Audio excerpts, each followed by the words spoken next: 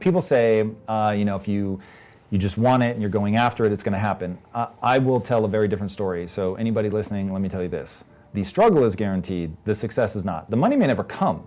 So every great success story has a certain element of timing. There's a certain amount of luck that goes into it. Now, you have to be prepared to be able to capitalize on that. Like the inhuman amount of work that we did to launch Quest, to launch Impact Theory, most people just are definitely not going to work that hard, that tenaciously for that long, or get that good and face their inadequacies day after day. But at the same time, for it to be the kind of success that it was, there was timing involved. So it became readily apparent to me that I may never get rich, but I could definitely do something that I loved every day. And so what I know is, even if I lost my money, that through simple things like being grateful, being willing to build from the ground up again, putting in the work, doing something that's meaningful, serving not just myself but other people, I can live a life that's fulfilling. And since that's the only thing that really affects your neurochemistry, because I'm always telling people, look, the punchline of life is not wealth, it's not fame, it's not admiration, it's how you feel about yourself when you're by yourself. That doesn't require wealth. In fact, wealth can't touch that. So now becoming a badass, like that will make you feel good about yourself. And that's something that nobody can take away. So it's like my focus is all around that. I think making money is really fucking hard. So it's like I'm not fooling myself. I'm trying to build the next Disney, right? But I know that the odds of me actually pulling that off are essentially zero. So it becomes a thing of love the process. I loved movies as a kid, so that is what I call, you get that first glimmer of enjoyment. You're interested in that thing. So I was interested in films.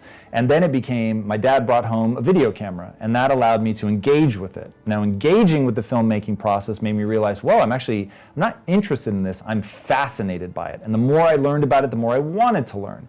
And so that led me to film school. And then in film school, I began mastering my craft. Now, the pursuit of mastery, when you realize that you can not only do something for yourself, but you can influence the world. And through this filmmaking, I could actually have an impact on other people. That becomes the real passion, because you're developing this set of skills that means something to you, and it allows you to do something in the world that other people cannot do. So it goes interest to fascination through engagement, engagement to mastery through the learning process. And if at that point you like the way it makes you feel to do it and to impact the people the way that you're impacting them, then that's your passion. But passion is like this, it's like love, if I may. It has to be requited. If it's unrequited and you're doing something but the world doesn't care about it, I don't think it will ever really be a passion. It's got to be something that gives you this positive feedback loop. I think that that's so innate to the human condition that yes, if you're just serving yourself, I don't think it will ever be quite the optimistic, uplifting, self-continuing thing that it could otherwise be. I mean, so I'll give myself this. I loved the idea of telling stories that impacted a lot of people. I was not trying to change their life or uplift them the way that I am now. I was just trying to tell them a rad story.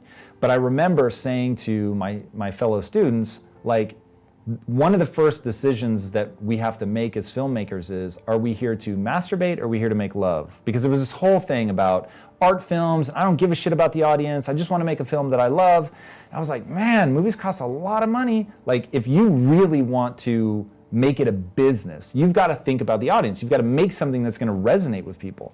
And so that always put me in the mindset of not necessarily serving the audience, but I want to give them something that they're going to love. I want to give them that emotional roller coaster, which is ultimately what people go to the movies for, is have their neurochemistry played with. The same reason people take drugs, right? Like, you want your neurochemistry played with.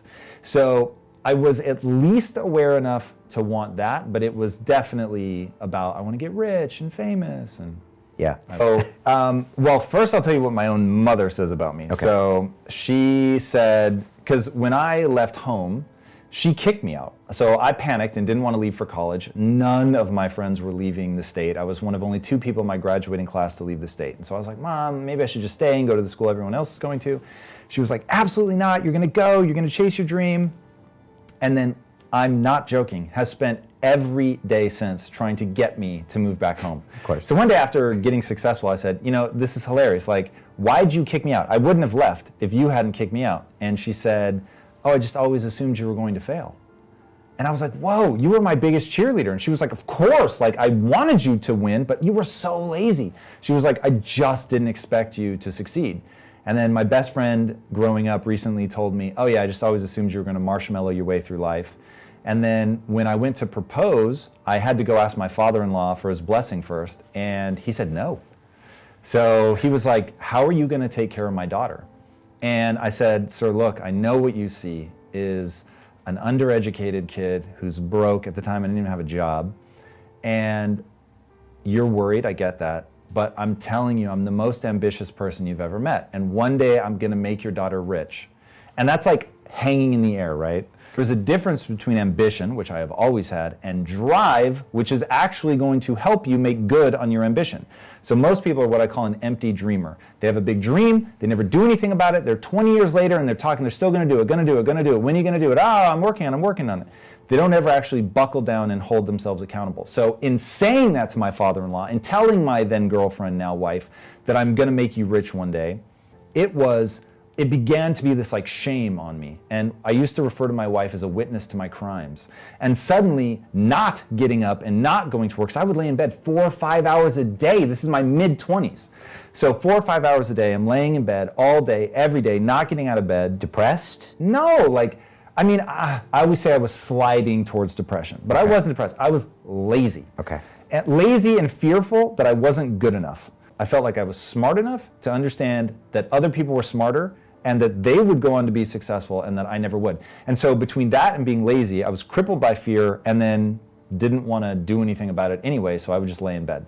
But now I have this girlfriend who I've made promises to in my sort of aspirational moments that I'm going to make you rich. I've prophesized to my father-in-law, who still did not want me to marry his daughter. I left his house saying, I understand you don't want me to marry your daughter, but I am going to propose, full disclosure. And I did propose, and it ends up becoming this super awkward thing. Yeah. Now, my father-in-law has always been kind to me. He just didn't want us to get married. Now my mother-in-law, who's always been ridiculously supportive like my own mother, just like either was just enamored with how good I was to her daughter, because my wife and I have always had a very good relationship, very healthy. So she could see that, and I think that's really all that mattered to her. But just always told me, yeah, you're gonna make it. And I remember I wrote this when I was living at their house. After I started feeling the shame, I started working, which at that time was to write. Give her the screenplay and sign it. And she said, one day this is gonna be worth something. So that was like, I had nothing but love and encouragement coming from her. And then from my father-in-law, who's a very successful businessman who clawed his way from beyond nothing to running one of the largest shipping companies in the world. It is an extraordinary transformation that put an inordinate amount of pressure on me, but also allowed me to begin watching an entrepreneur and being like, what is this? And he would give me advice, and I would of course ignore it because I was a moron. And I really can't stress that enough. People see me, the after picture, and don't realize I'm not being humble when I say that I acted in ways that were stupid. Like, there's just no two ways about it. You have this guy who went from a tiny ass village in Cyprus to running this huge shipping company living in London, and he's saying, hey, let me tell you how I did it. And you're like, yeah. And then you just ignore it. I literally apologized to him because probably about 3 years after he gave me the advice, I was building my first company, and I was like, oh my God, he's right. So I was an employee at the time that he gave me the advice. And he said, if you want to climb up in a company, anytime you go into a meeting, you need to know more about the subject than anyone else. If you don't see the echo of that in the way that I interview people, then you're missing the through line. Because that became my whole interview style was, people told me I could never become a podcaster. And I was like, well, there's always room for the best. So where's the gap? People don't know anything about their guests. I'm gonna dive so deeply into these people that my goal was to get them to say something along the lines of, you know more about me than my own mother. With my father-in-law, reading about the brain and realizing I can transform, I really was stupid at making stupid decisions, but I got to the point where I could acknowledge that because it was no longer an acknowledgement of the person I am, it's just where I was, and that I could go somewhere else. So that became easy to start accepting my limitations and my mistakes and start moving forward. Traumatic part of life, number one, they don't want it badly enough. So even if they believe it, they will then start going, yeah, but I'm not getting anywhere. And I'll audit them and be like, yeah, because you're not working hard enough. So it's like, people just have to accept, if you're not getting the results you want, you've not learned the skills that you need to learn. It's just that simple.